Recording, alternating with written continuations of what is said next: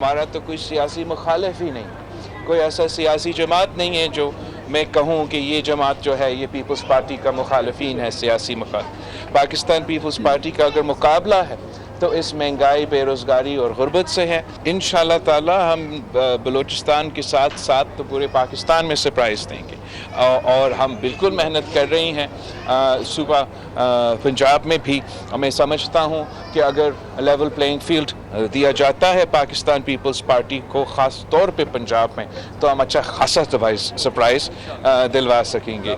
ये नफ़रत की सियासत अरूज पे है, तकसीम की सियासत उस अरूज पे है और हमें इस बुखार को तोड़ना पड़ेगा। पंजाब में पीपल्स पार्टी को लेवल प्लेइंग फील्ड मिली तो जबरदस्त सरप्राइज देंगे, बिलावल भुट्टो का दावा। इक्तिदार में आकर तमाम जमातों को साथ लेकर चलने का ऐलान। मुल्क में नफरत और तकसीम की सियासत उरूज पर है, हमें इस बुखार को खत्म करना है। सियासी जमातों के दरवाजे मुज़ाकरात के लिए हमेशा खुले रहते हैं।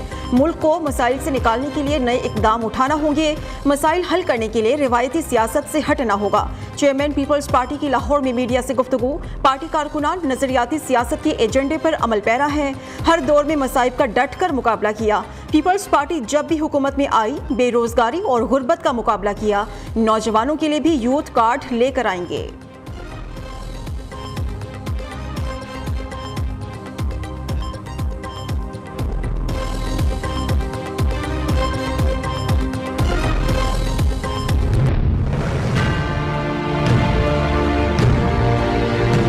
सुबह मैं वज़ीर आज़म था और शाम को रात को मैं हाईजैकर बन गया। 1999 में वज़ीर आज़म के मनसब में मैं फायज हूँ और मुझे बेटे से तनख्वाह ना लेने पे फारिग कर दिया जाएगा।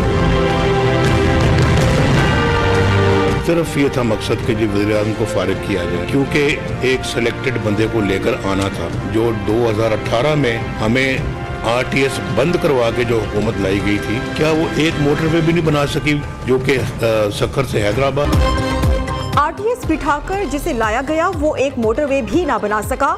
आइन और कानून पर चलने वालों को रास्ते से हटा दिया। सिलेक्टेड को लाने के लिए मुंतखब वज़ीर आज़म को नाअहल किया गया। सोचा ना था बेटे से तनख्वाह ना लेने पर फारिग किया जाएगा। 1999 की एक सुबह वज़ीर आज़म था, शाम में हाईजैकर बन गया। इतना अरसा वज़ीर आज़म नहीं रहा जितनी देर मुल्क बदरी काटी। नून लीगी कायद नवाज शरीफ का पार्लिमानी बोर्ड से खिताब, कहा काम हम करें वोट किसी और को। नून लीग ने कायम किया, वोट कहीं और चला गया। कराची और चित्राल वाले बताएं ये इंसाफी नहीं। हमारे दौर में महंगाई कंट्रोल में थी, पाकिस्तान सियासी और इक्तिसादी तौर पर मजबूत था। भारतीय वज़ीर आज़म भी यहाँ आए, IMF को हमने खुदा हाफिज कहा। पाकिस्तान में CPEC आ रहा था, मुल्क एटमी कुव्वत बन चुका था। अगर वही मामलात चलते रहते तो आज बड़ी ताकत होते।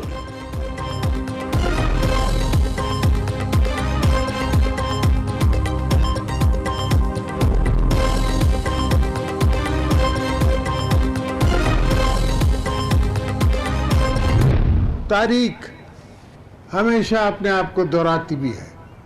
14 साल जब मैं जेल में था और दुनिया में बहुत कम सियासी लोग हैं जितने इतना अरसा जेल में काटा हो। बीबी साहिबा के गम को भी लेके मैंने सियासत शुरू की, पीपल्स पार्टी की क़यादत शुरू की। आज आपको मैं बताऊं कि आज मेरी शादी की सालगिरह है। बलूचिस्तान में आगे बढ़ने की बहुत गुंजाइश है। इस्लामाबाद ने कभी बलूचिस्तान को समझा ही नहीं। ये सूबा पाकिस्तान को दुनिया का बड़ा मुल्क बना सकता है। अवाम के मसाइल का पूरी तरह इदराक है। मुआशी हालात ठीक करना है, कौम हमारा साथ दे। आसिफ अली सरदारी की अपील, सब कुछ प्यार और भाईचारे से बनेगा, मार धाड़ से कुछ नहीं होगा। कौमें तरक्की तब करेंगी जब पहले अमन आएगा। बलूचिस्तान को पानी की फ्राहमी के लिए चीन हमारा शिराकतदार होगा। साबिक सदर का तुरबत में वर्कर्स कन्वेंशन से खिताब, कहा आज मेरी शादी की सालगिरह है। बेनज़ीर भुट्टो के गम को लेकर सियासत शुरू की। दुनिया में कोई कौम दूसरी कौम को बर्दाश्त नहीं कर सकती। 40 साल अफगानों की मेहमान नवाजी की, फिर भी वो भाई बनकर नहीं रहे।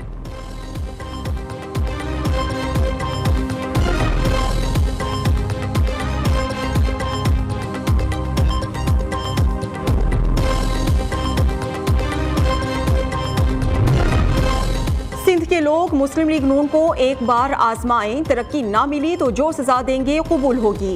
एहसन इकबाल का चैलेंज। कराची में मीडिया से गुफ्तगू करते हुए कहा, मनफी सियासत वो करता है जिसका दामन खाली होता है। बानी पीटीआई 4 साल सियाह सफेद के मालिक रहे, दूसरों को चोर डाकू कहा और मनफी तकरीरें की। नून लीग की हुकूमत खत्म करके अनाड़ी को मुसल्लत किया गया। सिंध के आवाम से बहुत गहरा ताल्लुक है, सियासी इख्तिलाफात को कौमी मफादात पर तरजीह नहीं देनी चाहिए। सिंध में MQM, GDA और JUI से बातचीत जारी है।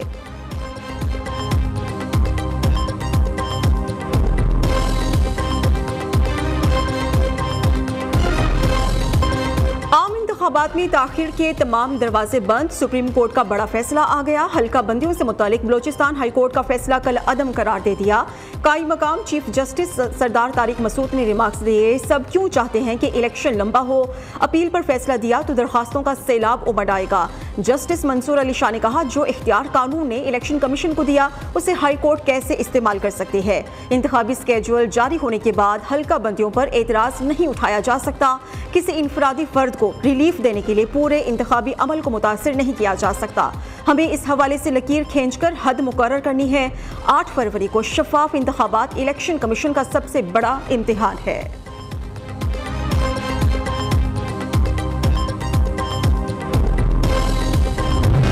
पीटीआई इंट्रा पार्टी इंतखाबात के खिलाफ दरखास्तों पर समाअत मुकम्मल, फैसला महफूज। इलेक्शन कमीशन ने पीटीआई को 40 सवाल दे दिए।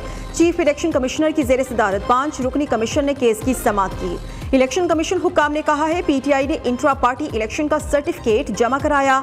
हमने उस पर पीटीआई को 7 दिसंबर को सवालात भेजे। पीटीआई ने 8 के जवाब दिए। तहरीक इंसाफ को जवाब के लिए मजीद 32 सवालात दे रहे हैं।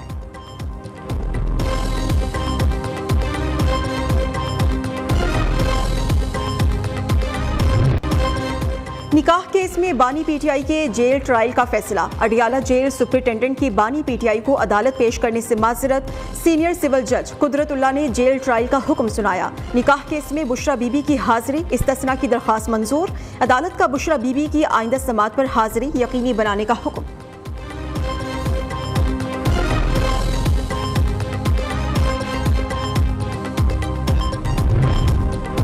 नौ मई जलाओ घेराव तोड़फोड़ केस। नादरा ने 18 पीटीआई रहनुमाओं की ID कार्ड ब्लॉक करने की तरदीद कर दी। तर्जुमान ने कहा, नादरा ने ऐसा कोई एक्शन लिया, ना ही किसी कोर्ट ने अहकामात जारी किए। शिनाख्ती कार्ड ब्लॉक करने का एक मुकम्मल कानूनी प्रोसीजर होता है। नादरा की जानिब से ID कार्ड से मुतल्लिक अफवाहें ना फैलाने की इस्तदा भी की गई है।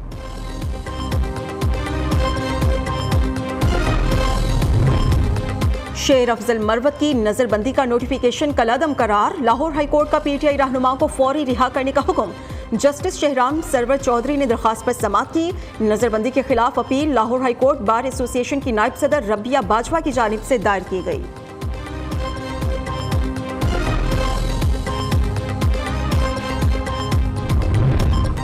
14 लोग कह रहे हैं कि पीटीआई इंट्रा पार्टी इलेक्शन कल अदम करार दिया जाए। उनमें से एक भी पीटीआई कारकुन नहीं। पीटीआई के वकील बैरिस्टर अली जफर की इलेक्शन कमीशन की बाहर गुफ्तगू। पीटीआई के बानी रहनुमा अकबर एस बाबर कहते हैं, तासुर देने की कोशिश की गई, दरखास्त दहिंदा पीटीआई का मेंबर नहीं, तस्लीम किया गया। पीटीआई प्राइवेट लोगों की मिल्कियत जमात है। हमने अदालत को तमाम सबूत दे दिए।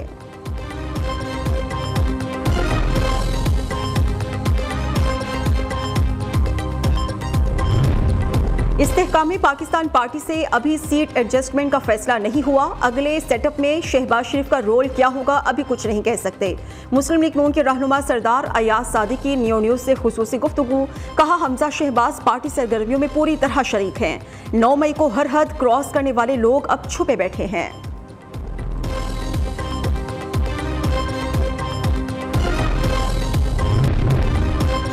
वज़ीर आला पंजाब मोहसिन नकवी का अवाम के तहफ़्फ़ुज़ के लिए बड़ा फैसला। पंजाब के 17 शहरों में सेफ सिटी प्रोजेक्ट DIC3 की मंजूरी दे दी।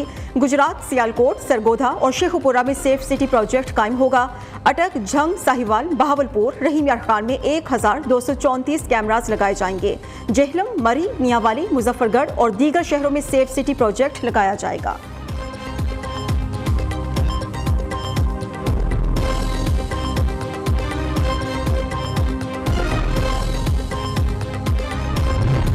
लाहौर पुलिस पुलिस का ड्रोन के जरिए आंसू गैस शेल फेंकने का तजुर्बा कामयाब। पुरतशद्दुद मुजाहिरीन, धरनों और जराइम पेशा अफराद से निपटने के लिए पुलिस अब ड्रोन टेक्नोलॉजी इस्तेमाल करेगी। ड्रोन 4 किलोमीटर की हदूद में बैक वक्त 8 आंसू गैस शेल ले जा सकेगा। ड्रोन्स में कैमरों की मदद से जराइम पेशा अफराद की मॉनिटरिंग भी की जा सकेगी।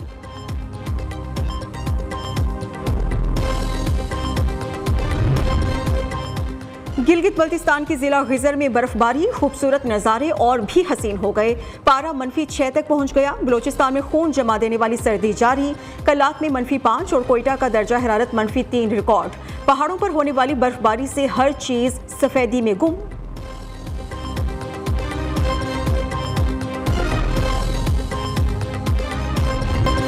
लांस नाइक मोहम्मद महफूज शहीद का 52वां यौम शहादत। आर्मी चीफ की जानिब से यादगार शोहदा पर फूल चढ़ाए गए। मेजर जनरल अबू बकर शहबाज ने शहीद की यादगार पर फूल रखे।